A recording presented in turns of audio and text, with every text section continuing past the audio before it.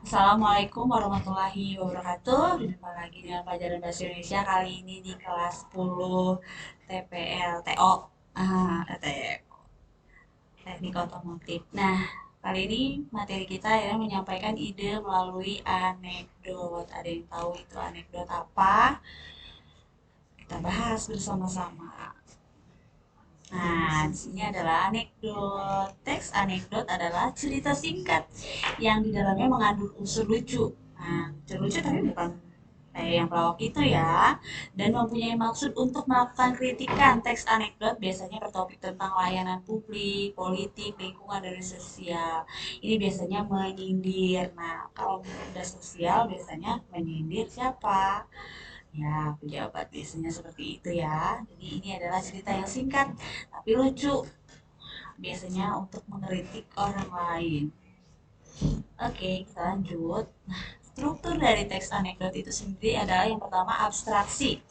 Abstraksi menjadi struktur teks humor paling awal yang ada dalam sebuah teks anekdot.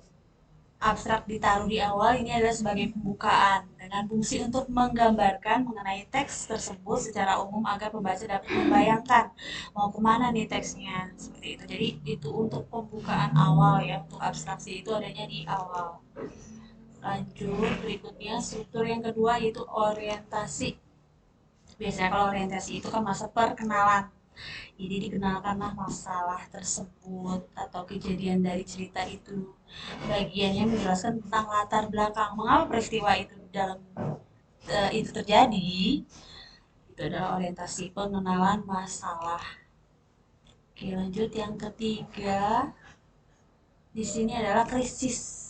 Krisis biasanya kan sudah ada perkenalan, tadi udah ada abstraksi, udah ada pengenalan, sekarang adanya krisis. Krisis di sini adalah merupakan bagian yang menjelaskan mengenai pokok masalah utama dengan warna unik yang tidak biasa atau bahkan terjadi pada penulis itu sendiri. Jadi ada masalahnya. Krisis itu dijelaskan mengenai pokok permasalahan yang akan dibahas.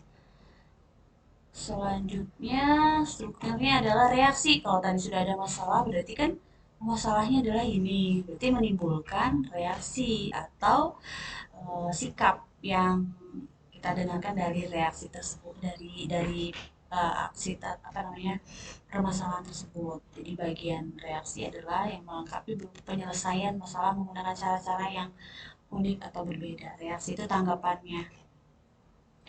Selanjutnya adanya koda. Ya, dari struktur atau pembuatan teks anekdot itu yang terakhir adalah koda. Koda itu penutup akhir dari sebuah cerita yang dibahas atau mengenai sindiran tadi. Itu adalah koda strukturnya ya. Dari 5 struktur tadi, sekarang adanya ciri-ciri umum dari teks anekdot itu sendiri. Kan tadi sudah dibahas ya mengenai teks anekdot itu apa. Berarti sekarang kita jelaskan secara umumnya. Yang pertama berupa teks yang mendekati perumpamaan. Perumpamaan nih.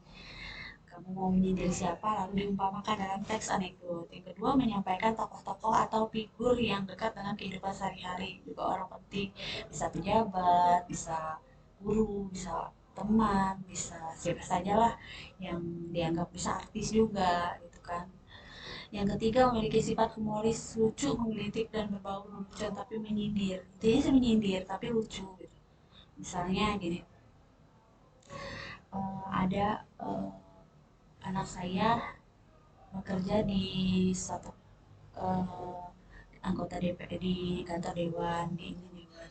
Pas itu ditanya sedang apa, ternyata ibunya menjelaskan tentang jualan kue gitu ya, seperti itu yang nyindir-nyindir lucu-lucu. Yang terakhir sini terselip kritikan atau tujuan. Oke, lanjut ke ciri kebahasaan. Menggunakan pernyataan dan pertanyaan dan pernyataan yang menarik dengan bahasa yang kreatif dan efektif. Istilah lainnya sering disebut dengan bahasa retorik. Jadi yang aktif dan kreatif ya, retorik itu apa namanya, responsif. Yang kedua menulis rangkaian teks dengan mengikuti struktur awal hingga akhir. sampai ke koda, dari abstraksi sampai ke koda. Yang ketiga menyatakan sebuah peristiwa. Oh, di dalamnya harus ada peristiwa, jadi harus ada cerita. Kalau tidak ada cerita, tidak bisa menjadi sebuah anekdot. Yang keempat memakai kata keterangan waktu atau lampau, berarti yang lalu diceritakan kembali. Yang kelima menggunakan kata kerja predikat. Predikat itu adalah kata kerja. Yang keenam menggunakan kalimat perintah, seruan ya, menyuruh. Tujuh dirancang secara berurutan atau kronologis, berarti disampaikan secara sistematis. Oke, selanjutnya berarti selesai. Terima kasih atas penjelasan kali ini. Nanti kalau kurang dimengerti, kalian bisa tanyakan sambil kita berdiskusi dan bertanya jawab apa itu teks anekdot, sambil masing-masing nanti bisa memberikan contoh seperti apa sih teks anekdot itu. Sekian, terima kasih penjelasan Ibu. Wassalamualaikum warahmatullahi wabarakatuh.